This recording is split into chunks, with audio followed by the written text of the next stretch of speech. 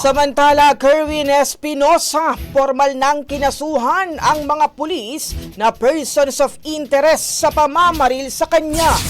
Mula sa Brigada News sa FM Tacloban, Brigada Jason Del Monte, ibrigada mo! Brigada Live Report.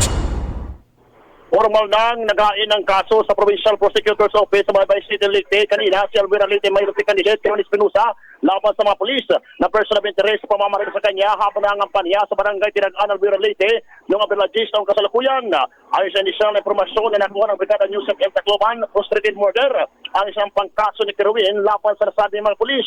Matatandaan, bagamat ang negatibo sa parabin test ang nagdadawit ng mga pulis, ay kinasuhan pa rin ito ng Leyte Police Provincial Office ng kasong illegal possession of firearms at paglamag sa election gun ban matapos makuha sa kanilang posisyon ang 14 armas kung saan ilan sa mga ito ay hindi rehistrado. Kabilang na dito ang mga baril na rifle at pistol.